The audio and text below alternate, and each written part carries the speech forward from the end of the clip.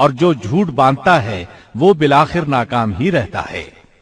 جادوگروں نے یہ سن کر چہمے گوئیاں شروع کر دی۔ ان کو لوگ تو سن رہے تھے لیکن فرعون نہیں سن رہا تھا۔ سورہ طٰہٰ آیت 62 میں ہے۔ پس یہ لوگ آپس کے مشوروں میں مختلف رائے ہو گئے اور چھپ کر چپکے مشورہ کرنے لگے۔ مطلب یہ کہ وہ آپس میں کہنے لگے ممکن ہے یہ نبی ہی ہوں، انہوں نے ہمیں پہلے ہی خبردار کر دیا ہے۔ کچھ کی رائے اس کے خلاف تھی۔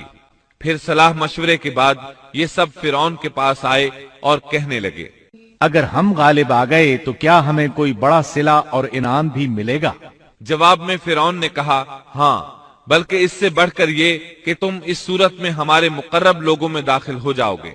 اب ان میں لالچ پیدا ہوا، لوگوں میں اعلان کرنے لگے کہنے لگے بے شک یہ دونوں محض جادوگر ہیں، ان کا پختہ ارادہ ہے کہ یہ اپنے جادو کے زور سے تمہیں تمہاری سرزمین سے نکال باہر کریں اور تمہارے عمدہ مذہبی طریقے کو ختم ہی کر دیں۔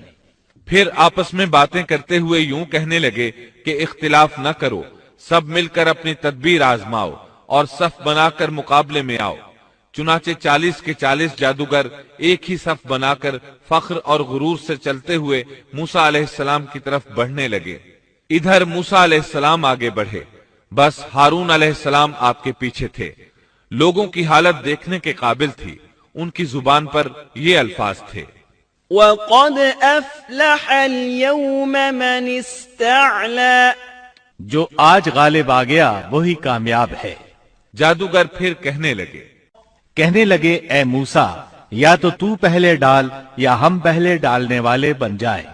اللہ سبحانہ و تعالی نے موسیٰ علیہ السلام کی طرف وحی کی کہ پہلے انہیں ڈالنے دے۔ قال بل القوا۔ جواب دیا کہ نہیں تم ہی پہلے ڈالو۔ ان جادوگروں کے پاس لاٹھیاں اور رسیاں تھیں، انہوں نے وہ میدان میں ڈال دی۔ دیکھتے ہی دیکھتے وہ لکڑیاں اور رسیاں حرکت کرنے لگیں، عجیب و غریب شکل و صورت میں بڑی تیزی سے ادھر ادھر آنے جانے لگیں۔ سورہ طٰہٰ آیت 66 میں اللہ تعالیٰ فرماتے ہیں اب تو موسیٰ کو یہ خیال گزرنے لگا کہ ان کی رسیاں اور لکڑیاں ان کے جادو کے زور سے دوڑ بھاگ رہی ہیں۔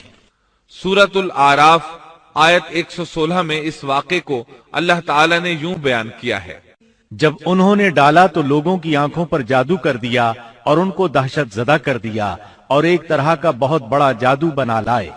جادو کے کرتب سے لوگوں کی آنکھوں پر جادو کر دیا، بس سب کو یوں دکھائی دیتا تھا کہ یہ سب سانپ ہیں۔ سب لوگ خوف زدہ سے ہو گئے۔